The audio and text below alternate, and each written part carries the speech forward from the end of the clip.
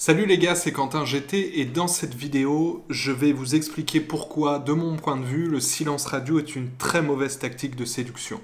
Alors je suis toujours très surpris dans le mauvais sens quand je vois des coachs en relation amoureuse expliquer avec un aplomb démentiel qu'il faut appliquer la technique du fuis-moi je te suis ou pire encore qu'il faut prendre délibérément de la distance pour créer le désir d'une femme sous le prétexte que parce qu'on se cache, les femmes nous donnent plus d'intérêt. Alors sur le fond, c'est pas faux.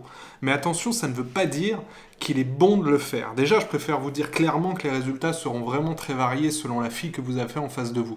Et d'expérience, je peux vous dire que ça ne permet pas forcément de séduire les plus équilibrés et les plus matures d'entre elles. On peut légitimement se poser la question suivante. Est-ce qu'une femme bien dans sa peau, qui sait ce qu'elle veut et ce qu'elle ne veut pas, va adhérer à ce petit jeu manipulatoire que vous êtes en train de mettre en place? Soyons honnêtes aussi, les filles jeunes auront certainement tendance à être un peu plus réceptives à ce petit jeu-là, car moins expérimentées et généralement plus naïves. Ce sont celles qui tombent généralement le plus souvent dans, par exemple, le panneau du bad boy. La deuxième question qui me vient à l'esprit, c'est pourquoi? Pourquoi avez-vous recours à la technique du silence radio? Quel est le but recherché, au fond? Quel est le but recherché? Est-ce que vous voulez la conquérir, la reconquérir, attirer son attention parce qu'elle ne veut pas de vous, parce qu'elle vous a manqué de respect d'une façon ou d'une autre, et parce que peut-être vous voulez lui faire payer ça, ou simplement parce que vous avez, j'en sais rien, beaucoup de taf, c'est chronophage de lui répondre, et donc peu de temps à consacrer aux autres, ou simplement, voilà, pas assez de crédit énergétique parce que vous avez envie d'être seul.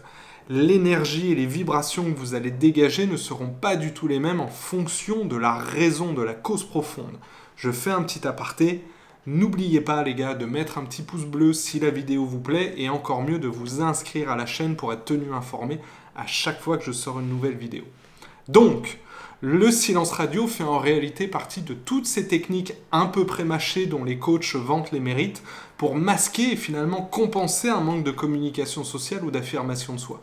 Si par exemple une fille ne répond pas assez à vos SMS ou que vous avez l'impression d'être toujours celui qui relance pour obtenir un rendez-vous, est-ce qu'il ne vaudrait pas, au lieu de faire un silence radio pour inverser soi-disant le rapport de force, est-ce qu'il ne vaudrait pas affirmer votre point de vue, dire plutôt ce que vous pensez, exprimer votre impatience avec fermeté et bienveillance? Moi, je crois que si. Au moins là, on n'est plus dans le calcul, on n'est pas dans la manipulation, on est dans le vrai. Et derrière, on laisse le soin à la fille de réagir comme bon lui semble. Pareil si vous partez en week-end avec des potes. N'écoutez pas votre meilleur ami qui vous dit « Oh, mec, éteins ton téléphone pendant quelques jours, ça va augmenter l'attirance. » Non, ne faites pas ça, ça va juste créer finalement de l'instabilité et rendre la relation toxique. Or, les relations toxiques, elles peuvent paraître attrayantes sur le court terme, c'est beaucoup moins fun sur la durée, croyez-moi. À la place, vous pourriez envoyer un petit message à la fille en question pour lui dire que vous allez être absent quelques jours, qu'elle ne s'inquiète pas si vous ne répondez pas du tac au tac à ces messages. Voilà. J'espère que la vidéo vous a plu, que vous avez compris les tenants et les aboutissants de cette technique, le silence radio, dont selon moi on parle beaucoup trop, et que vous ferez mieux la prochaine fois avec une vraie communication.